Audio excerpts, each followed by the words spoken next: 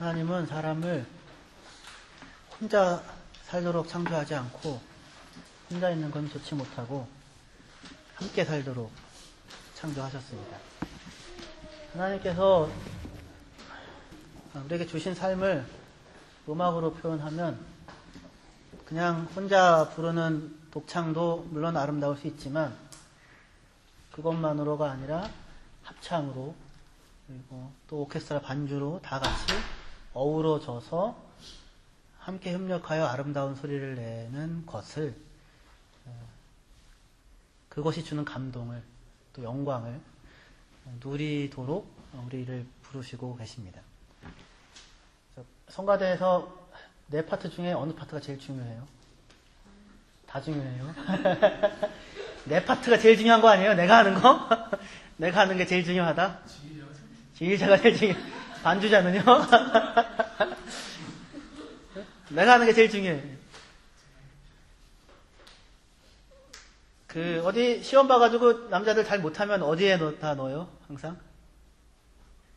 베이스에다 넣지 않습니까? 무조건 베이스 아닙니까? 위험한 발언을. 네. 저희같이, 저처럼 이렇게 작은 교회에서 자라난 사람들은 그래요. 네. 그런데 무슨 얘기예요? 저희 모든 파트 중에 아마 베이스가 제일 중요할 것 같아요. 베이스는 멜로디가 있는 게 아니잖아요. 베이스가 춤추고 베이스가 티가 나고 베이스가 막 드러나는 것이 아니라 베이스가 음악을 밑에를 깔아주면 그 위에 소프라노든 테너든 이런 것들이 춤을 추는 거죠. 그렇죠. 그래서 어느 오페라에 이번에 하는데 베이스가 없다면서요? 그게 누구예요? 누구? 나방부인. 그 작곡가가 누구죠? 푸치니죠. 참 그 양반은 도대체 어떤 생각을 하고 살았는지 그 음악은 어떤지 한번 들어보고 싶어요. 그래서라도. 대부분 사람들은 이렇게 멜로디가 있고 눈에 드러나는 것들로 음조를 내며 살고 싶지만 하지만 밑에 깔아주는 베이스가 없으면 그게 없으면 다른 것들이 춤출 수 없는데 베이스가 얼마나 가치가 있는가를 잘 모르고 못하면 베이스야 이렇게 착각을 한다는 말입니다. 착각을. 대부분의 우리도 인생은 하나님이 베이스 같은 존재들로 사람을 다 세우셔서 그 위에 다른 여러 가지 것들이 양념처럼 들어가서 아름다움을 만들어내도록 하시는데 스스로 못하면 베이스야 이렇게 생각을 하는 것이죠. 오늘 본문의 말씀이 그러한 것과 관련되어진 이야기입니다. 지난주에 이 사랑은, 은혜는 무슨 추상적이고 그런 허공에 떠도는 이야기가 아니라 사랑이 위대한 것은 목숨을 걸고 사랑해서 위대한 게 아니라 예수님이 목숨을 버려서 우리를 사랑했다. 그래서 그게 놀라운 게 아니라 나를 사랑하시기 때문에 그게 놀라운 거라고 했습니다. 그게 위대한 거라고요. 구체적인 것이다 했습니다. 구체적인 그 누군가를 사랑하는 것이 사랑인데 대부분의 사람들은 그렇게 자기의 삶이 놓여진, 몸이 놓여진, 몸으로 만나고 마주치게 되어지는 나의 현실과 나의 모습, 그리고 마주치는 그렇게 훌륭하지 않다고 스스로 생각하고 사는 그 사람들의 삶, 거기야말로 그리스도인의 영광이 나타나고 하나님의 은혜가 확인되어지는 자리인데 그것 아닌 어디 이렇게 TV에다 나올 것 같은, 물론 그런 분들, 훌륭한 분들 계시지만 그분들에게는 그것이 현실일 수 있겠지만 그러한 것들로 정작 내가 오늘 살아야 하는 하나님에 의하여 주어진 구체적인 삶의 가치들을 놓치고 사는 일이 있는 것이죠. 로마서 12장에 와서 바울은 로마서 1장부터 11장까지 하나님의 은혜에 대해서 그렇게 설명을 하고 나서 그 은혜를 입은, 그래서 은혜를 입어 살고 있는 구체적인 사람들의 삶, 구체적인 교회, 예수 믿게 되어 한 공동체를 모여진 교회, 같이 살고 있는 사람들, 몸으로 살고 있는 사람들에 대한 이야기로 확 좁아들고 있습니다. 왜냐하면 그게 진짜니까요. 그게 우리가 살아가는 삶이니까요. 그래서 12장 3절에 내게 주신 은혜로 말미암아 너희 각 사람에게 말하노니 마땅히 생각할 그 이상의 생각을 품지 말고 오직 하나님께서 각 사람에게 나누어 주신 믿음의 분량대로 지혜롭게 생각하라. 이렇게 말합니다. 하나님께서 자기에게 은혜를 주셨는데 바울에게 그 은혜로 말미암아서 이야기하는데 그럼 뭔가 좀 이렇게 화려하고 큰 것이 얘기가 나오면 좋겠는데 그게 아니고 마땅히 생각할 그 이상의 것을 생각하지 말고 하나님이 각 사람에게 나눠주신 믿음의 분량을 따라 지혜롭게 생각하라 라고 하며 하나님이 각 사람에게 허락하신 그 하나님에 의해 주어진 구체적으로 주어진 당신들의 삶에 대한 이야기로 은혜를 입은 바울이 접어들고 있다는 것입니다. 성경에 은혜라는 말은 그 단어는 좀 알아두시면 좋을 것 같아요. 헬라 말은 카리스라는 말입니다. 카리스. 그런데 그 은혜가 구체화돼서 나타났을 때 그걸 은사라고 합니다. 은사. 헬라 말로는 카리스마. 카리스마가 있다. 칼이스마. 무시무시한 칼이스마. 그 카리스마를 떠올리지만 그런 부분보다는 은혜가 구체화돼서 나타나는 것. 은사. 그렇게 이야기를 해요. 지금 여기서 12장 3절에서도 하나님이 내게 주신 은혜로 말미암아 각 사람에게 나누어 주신, 구체적으로 주신 은사에 대한 이야기로 넘어가요. 6절에, 12장 6절에도 우리에게 주신 은혜대로 받은 은사가 각각 다르니, 그죠? 여기서도 은혜가 주어졌는데 그 은혜가 구체적으로 은사라고 하는 형태로 나타나고 마주치게 된다는 거예요.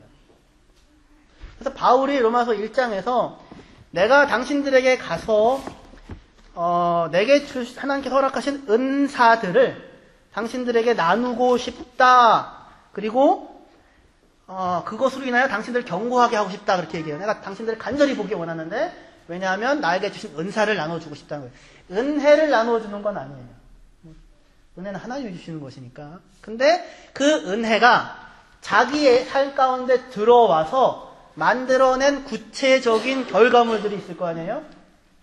자기의 삶 가운데 체험되어진 하나님, 확인되고 드러난 하나님의 은혜, 구체적인. 그것을 내가 당신들에게 나누어주는 것으로 당신들을 굳건하게 같이 했으면 좋겠고, 나도 당신들로 인하여 위로를 얻었으면 좋겠다. 그렇게 이야기를 하고 있어요. 그래서 로마서 1장부터 11장까지 하나님의 크신 은혜에 대해서 이야기를 하고 나서 그 크신 은혜가 이렇게 허공에 떠돌아다니는 무슨 그러니까 뭐 이런 형태가 아니라 그 은혜를 마주친 사람들에게 구체적으로 은혜가 나타난 형태, 그것이 은사인데 그 은사가 한편으로는 예언하는 일이든 구제하는 일이든 가르치는 일이든 궁유를 베푸는 일이든 그러한 것들로 나타나기도 하지만 보다 또 더 중요한 부분은 우리의 이 대단한 인생들이 하나님의 은혜에 마주쳐서 우리의 그 삶이 하나님의 은혜가 담겨질 수 있는 그러한 모습으로 우리에게 다 주어지고 나타나게 되었다라는 것입니다. 바울에게 있어서 모든 기독교 공동체는 은사적 공동체예요. 여러분들은 어떤 은사가 있습니까? 방언을 하십니까? 방언하지 못하시는 분들은 저쪽으로 예전엔 이랬는데 그때는 분이 아니라 것들 뭐 이런 거였는데 여러분들에게는 어떤 은사가 있어요? 가르치는 은사가 있어요? 섬기는 은사가 있어요? 예언하는 은사가 있어요? 말을 잘하는 은사가 있어요? 분위기를 갑자기 다운시키는 은사가 있어요. 그래야 다른 사람들 빛나게 만드는. 은사적 공동체, 모든 교회는, 기독교 공동체는 은사적 공동체인데, 왜냐하면 그리스도인의 공동체, 교회에 들어온 사람들 중 그 누구도 은혜로 인하여 들어오지 않은 사람이 없어요. 은혜를 마주쳐서 들어오는 거예요. 은혜를 마주쳐서 은혜를 알게 된 사람이에요. 그 모습이 은사예요.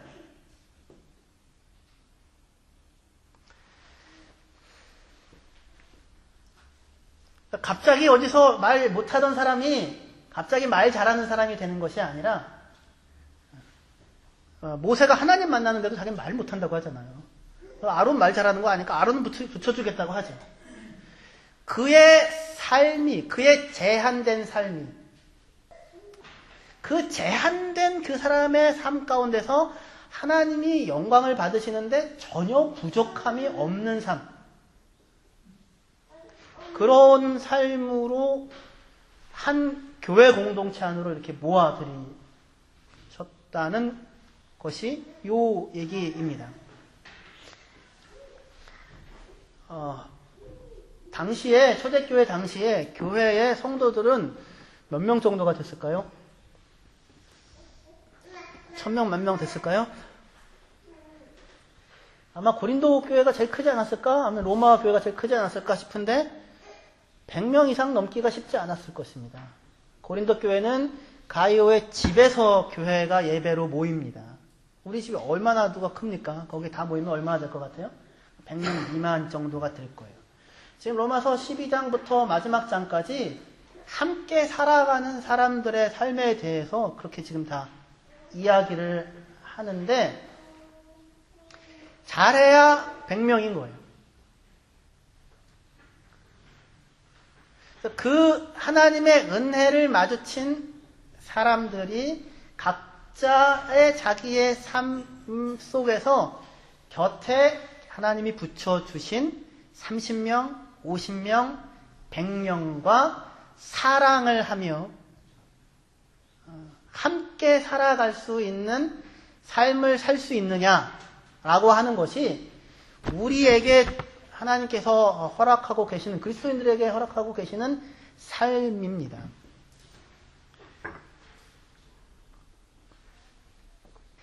네, 그 속에서 이것부터 하자 이거죠. 이것부터 하자. 가난한 자들에게 300데나리온은 팔아서 구제하자 하지 말고, 그죠? 얼마든지 가난한 자들 구제할 수 있고, 얼마든지 저 멀리 사는 사람 사랑할 수 있지만, 하나님이 우리에게 주신 사랑은 나 한 사람을 찾아와 내게 은혜를 베풀고 나를 만나주신 사랑이잖아요. 그렇죠? 그래서 그 나와 함께 가기를 원하고 함께 갈 수 있는 자가 되었어요. 하나님이 나를 보고 기뻐하고 우리가 하나님을 기쁘시게 할 수 있는 자가 되었어요. 근데 그것이 하나님과 우리 사이에서만 이루어질 수 있는 것이 아니라 하나님께서 공동체로 모아놓은 모든 교회 성도들과 식구들 가운데서도 함께 살아갈 수 있는 삶이 가능하다. 그러한 이야기입니다. 뭐가 제일 힘들어요? 사람이 제일 힘들죠. 그렇죠? 근데 사람들이 비인격적인 일들로 도망을 가요. 명분 있는 일들과 비인격적인 일들로. 근데 정작 우리가 짐져야 하는 것은 곁에 계신 그분들이죠. 곁에 계신 그분들을 사랑하고 그분들을 용납하고 그분들과 함께 짐을 지어 그 사람들 가운데 은혜와 감사와 찬송과 자랑이 넘쳐나는 공간이 되어져야 하겠지요. 그렇죠?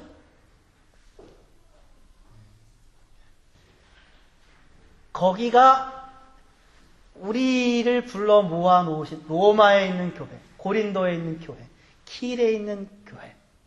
그렇게 사람들을 붙여서 생각지 않게 사람들이 오기도 하고 가기도 하고 하면서 모으셔서 함께 사랑하고 짐지고 살며 사랑하고 짐지고 사는 가운데 나의 은혜가 어떻게 각 사람의 삶 가운데 구체화되며 그 서로 다르고 다른 사람들이 함께 사는, 그래서 도저히 함께 살 수 없을 것 같은 그곳에서 그것이 깨져나가지 아니하고 넉넉하게 감당될 뿐만 아니라 그게 생명을 갖는 공간이 되어지는 그러한 은혜를 누리고 맛보는 자리에 서도록 부르십니다. 그것을 부르시는 그때에 우리가 중요하게 이제 오늘 말씀을 통해서 생각해야 하는 내용은, 하나님께서는 그렇게 우리에게 은혜를 통하여 은사라고 하는 것들을 주시는데, 그 주어지는 은사는 제한적이라고요. 그러니까 다시 얘기해서 한 사람이 소프라노, 알토, 테너, 베이스를 한꺼번에 다 낼 수 있는 게 아니라, 그죠? 그런 것이 아니라, 그러니까 주어졌는데 그 주어진 은사가 제한적이라고요. 은혜를 받았는데 은혜가 구체화되어서 나타난 모습은 그 사람 안에 깃드는 거예요. 그 사람의 인생 안에 깃드는 거예요. 요셉이라는 인생 안에 깃들고, 야곱이라는 인생 안에 깃들고, 베드로라고 하는 인생 안에 깃들고, 바울이라고 하는 인생 안에 깃드는 거예요. 각각 다르게 은혜와의 마주침으로 내게 허락된 것이 있는데, 그 허락된 것은 제한적이고, 근데 그것이 제한적이기 때문에 은사로 사용되어질 수가 있어요.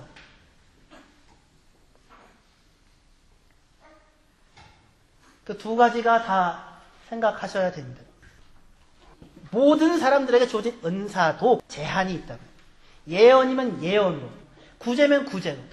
그래서 지금 그 은사의 목록을 보면 크게 두 가지로 말하는 것과 섬기고 행동하는 것으로 구분이 돼요. 예언하는 것이면 믿음의 분량대로, 섬기는 것이면 섬기는 일로.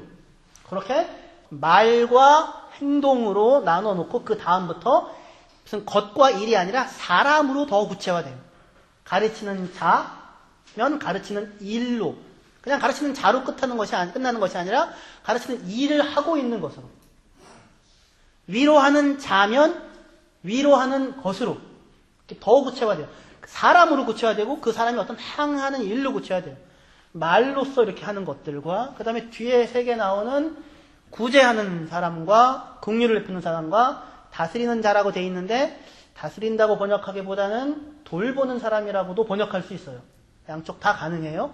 그래야 앞뒤의 문맥 속에 더 잘 어울릴 것 같아요.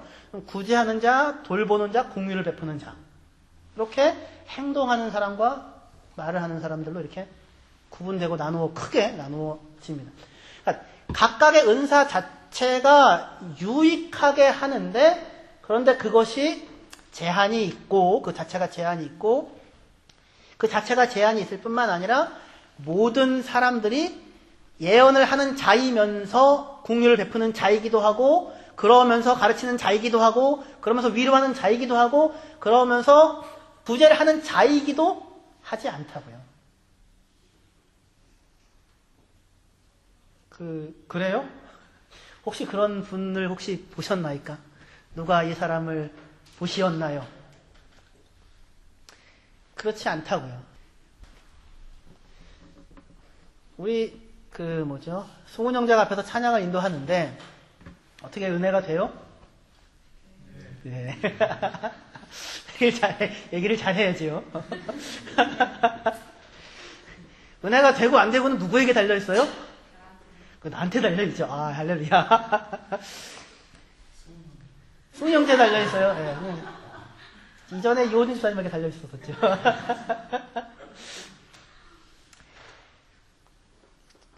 그 어느 집회를 갔는데, 또 이름을 얘기하면 안 되니까, 어느 집회를 갔는데 정말 프로페셔널하게 찬양 인도를 해요.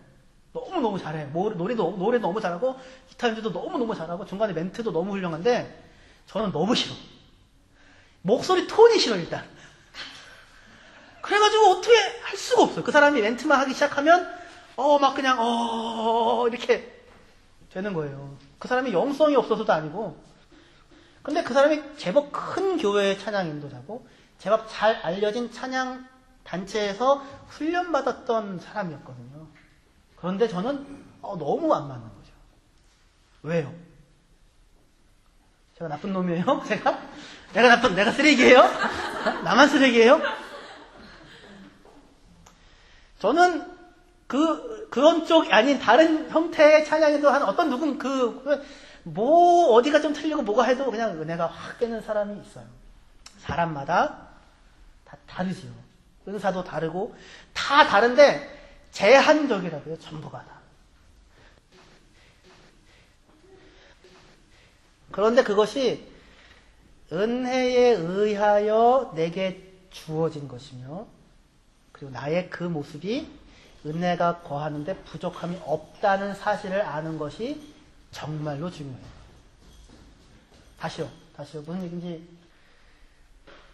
그 제한이, 나의 그 모습이 은혜가 나를 만나서 구체화된 것이며, 그리고 나의 그 구체적인 나의 모습이 그 안에 은혜가 깃들여지는데 부족할 것이 하나도 없는 존재다라고 하는 것을 아는 것이 참으로 중요해요. 고린도 후서 10장 12절에서 13절이요.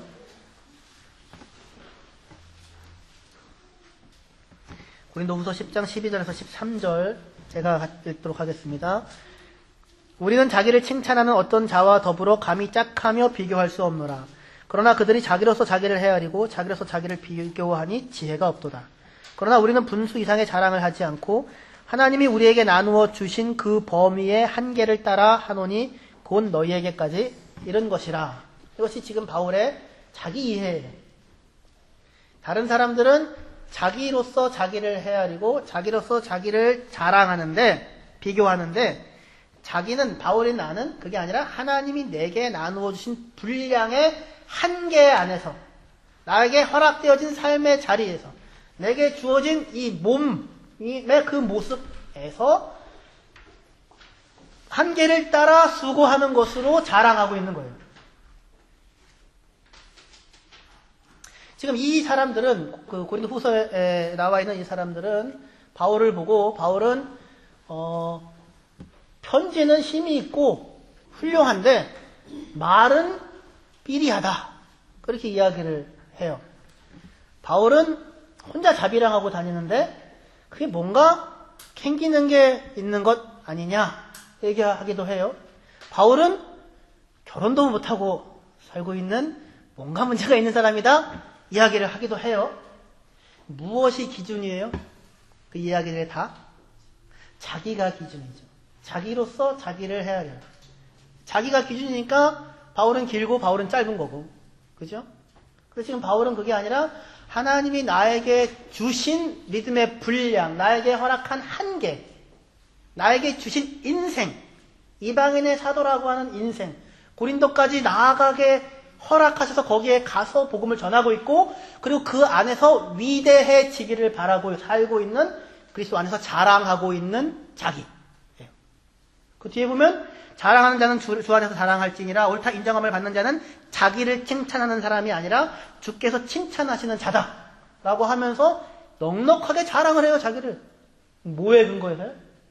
자기가 가지고 있는 것에 근거하여서가 아니라 하나님이 나에게 주신 한계, 하나님이 나에게 주신 제한 속에 주신 거잖아요. 가시, 결혼하지 않고 사는 것, 자비랑 하고 사는 것, 제한 속에 주신 것이죠. 글은 잘 쓰는데 말은 잘 못해. 제한. 그 제한 속에서 허락하신 분량 가운데 고린도 안에 이르게 되었고, 그리고 그 안에서 당신들이 위대해지고 내가 위대해지기를 바란다라고 이야기를 하고 있어요. 그러니까 자기 스스로가 자기가 제한된 존재인지를 알아요. 근데 그 제한이 부족함이나 불만의 내용이 아니라 하나님의 은혜가 깃들고 있는, 하나님의 은혜가 증거되고 있는 제한이라고요. 그러니까 바울은 말은 잘 못할 수 있을지 몰라도 글을 잘 쓰는데, 그래서 사람들이 뭐라고 욕을 하잖아요. 그럼 바울이 뭐라고 얘기하냐면, 그렇게 니들이 얘기하는데 편지 쓰는 사람이 나고 말하는 사람도 나다. 무슨 얘기입니까? 나도 말 잘할 수 있다 그거예요? 내가 그렇게 생겨먹었다고요. 그러한 바울의 생겨먹음이 누군가에게는 비난을 낳아요. 웃긴 일이죠. 그런데 바울은 그것이 자기에 대한 비난으로 갖는 것이 아니라 하나님이 허락한 제한과 한계 안에서 어떻게 해서든지 고린도 성도들이 위대해지길 바라고 자기가 위대해지길 바라며 하나님 안에서 자랑하고 있는 자로 살고 있어요.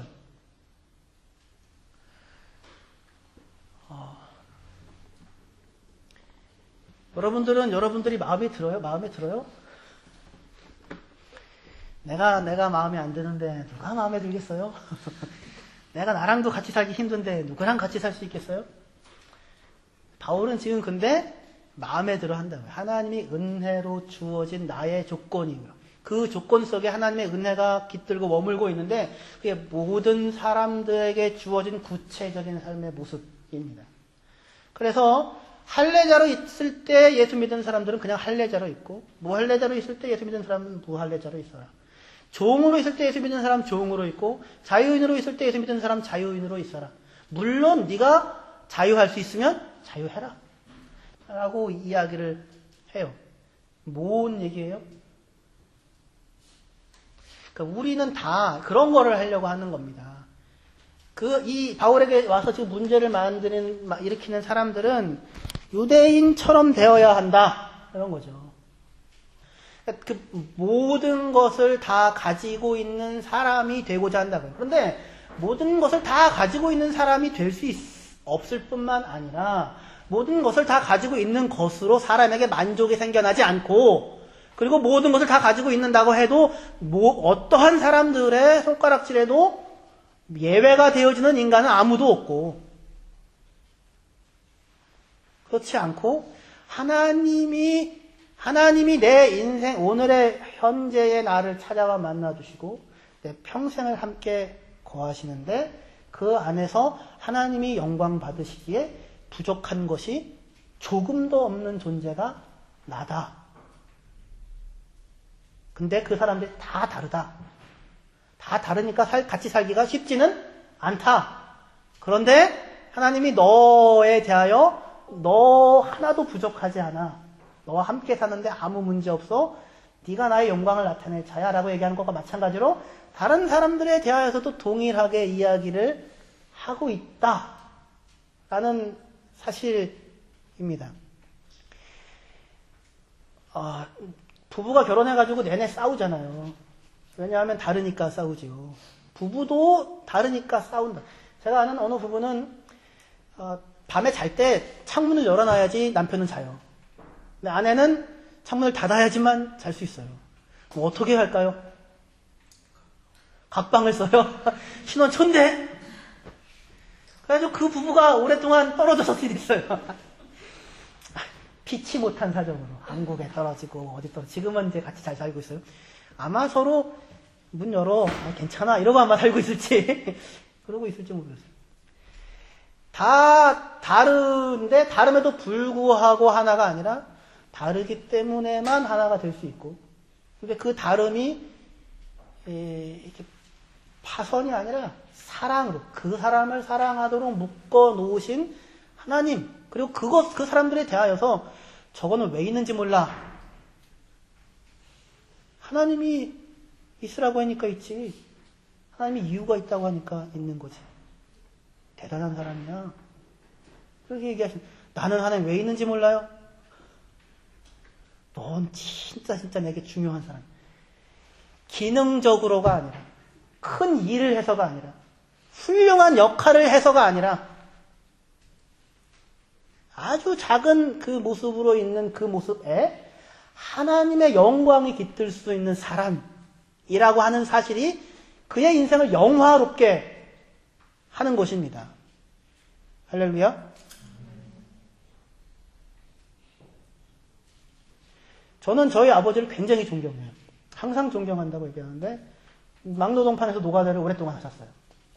저도 대학교 가서 같이 노가다를 따라갔어요. 같이 일하시는 모든 아저씨들이 저한테 그렇게 얘기해요. 야, 성일아, 넌 참 복받은 사람이다. 우리 아빠가 너희 아빠 같았으면 나는 다르게 살았을 거다. 뭔데요? 그냥 노가다를 하시는 분에 불과하다. 제 후배가 그렇게 얘기를 해요. 제 아버지를 보고 나서. 아, 형, 나 놀랐어. 왜? 어떻게 그렇게 훌륭한 아버지 밑에 형 같은 자식이 있어? 놀랐어. 이게 칭찬인지, 이게 기뻐해야 될 일인지, 만나면은 사람들에게 느껴지게 하는 것이, 너무 좀 도가시나 질지 모르겠지만, 그 힘들게 일하고 와서도 앞에 자리가 나도 앉지를 않아요. 다른 사람 앉게 하세요. 똑같이 돌망태에 돌을 넣어도 꽉꽉 자기 것처럼 흘러가면 안 될 것처럼 놔요. 다른 사람 것 챙겨주고 지켜주고 돌봐주세요. 높은 데 마음을 품고 살지 않았고 낮은 사람들과 함께 살았어요. 그런 낮은 사람이니까 다 마찬가지죠. 그 속에서 저는 하나님의 영광이 깃들기에 조금도 부족하지 않은 하나님다움, 하나님 우리에게 베푸시고 계시는 일에 한 작은 편리를 봤다는 어느 누구보다도 제가 그래서 제 아버지를 존경해요. 그 만족으로, 그 자랑으로 우리를 부르셨다는 겁니다. 헬란이 되어야 하고 자유인이 되어야 하고 주어진 분량이 한계가 아니라 내가 갖고 있는 것이 제일이고 그 내가 갖고 있는 제일을 따라서 예언하는 사람들은 구제만 하면 뭐해, 일만 하면 뭐해, 진리를 모르는데 구제하는 사람들은 예언하는 사람들을 향하여서 예언만 하면 뭐해, 진리만 얘기하면 뭐해, 일하지 않는데 이러고 있지 않고 서로가 제한되어진, 서로가 한계가 갖춰져 있는 그 사람인데 그렇기 때문에 당신이 거기 들어와서 그것이 보여지는 당신이 거기 들어와서 그 자리를 띄워줌으로 함께 넉넉하게 살아갈 수 있는 곳이 된다. 그 자리에서 하나님을 찬양하고 자랑하는 사람으로 살아라. 그것입니다.